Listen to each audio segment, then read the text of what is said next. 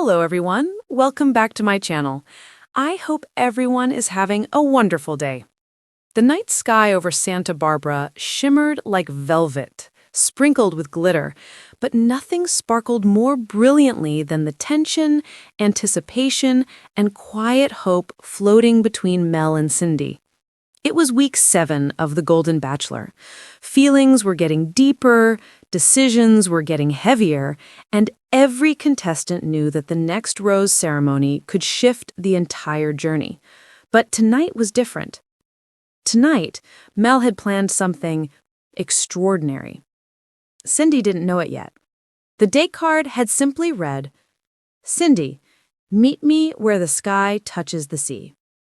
The other women giggled and squealed in speculation, but Cindy felt a nervous flutter that refused to settle. She tucked a strand of silver blonde hair behind her ear, slipped into a soft sapphire dress, and whispered to herself, "Okay, Cindy, breathe. Whatever this is, it's big." When she arrived at the cliffside overlook, Mel stood waiting beneath a canopy of twinkling lights. He looked calm, but the way his hands kept adjusting his jacket betrayed his nerves. "Cindy," he said, his voice as gentle as the ocean breeze, "tonight I want to show you something no one else has seen." She blinked. "Mel, are we about to discover aliens? Because honestly, nothing would surprise me at this point." He laughed, that warm, rumbling laugh that had charmed half of America, and offered him his arm. Not aliens, but something close. They walked to a small telescope set up on a wooden deck. Beyond them, the Pacific stretched endlessly, but it was the sky above that stole Cindy's breath. Stars everywhere, brilliant, vibrant, almost close enough to touch. "I wanted our date to be quiet," Mel said. "Just you, me, and the universe." Cindy's heart felt strangely full. "It's beautiful." But then Mel cleared his throat and his voice grew softer. "There's more." He handed her a small velvet box. Cindy hesitated. "Mel, if there's a ring in here, the producers are going to faint." "It's not a ring," he promised. "Open it." Inside was a delicate silver necklace with a tiny star-shaped pendant. On the back, engraved in tiny letters, was a name. Cindy Starr. Her lips parted. "Mel, what is this?" He took a slow breath, a man preparing to bare his heart. "I named a star after you." She froze. "I spent weeks finding the right one, a star that's steady, bright, impossible to overlook. A star that reminds me of you."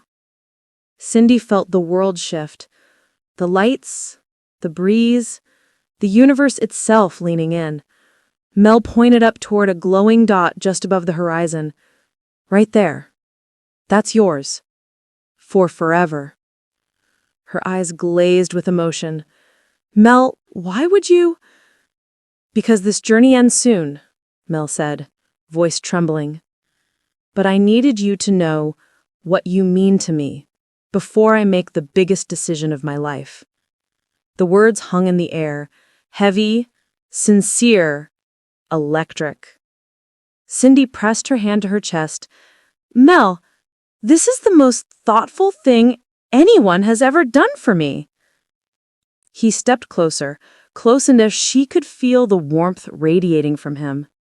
"Cindy, every moment with you feels like I'm rediscovering something I thought I'd lost.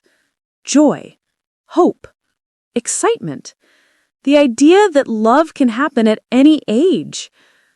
Her breath caught. "And if this journey ends with you," he whispered, "I want you to know that my heart was already moving in your direction." The ocean roared beneath them as if echoing the confession. Suddenly, the cameras didn't feel intrusive. The lights didn't feel staged. Time seemed to suspend itself around two people who had unexpectedly and profoundly found something real. Cindy swallowed hard, blinking away tears. "Mel, You can't just name a star after a woman and expect her heart to stay quiet." He smiled. "I was hoping it wouldn't."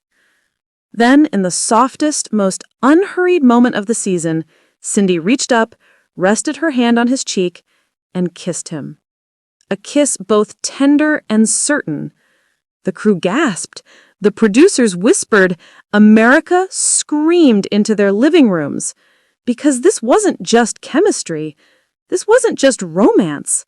This was a turning point. When they finally pulled apart, Cindy touched the pendant again. "Mel, this changes everything." He nodded. "I know." And somewhere in the vast night sky, Cindy's star shimmered, brighter than ever, as if blessing whatever destiny was now unfolding.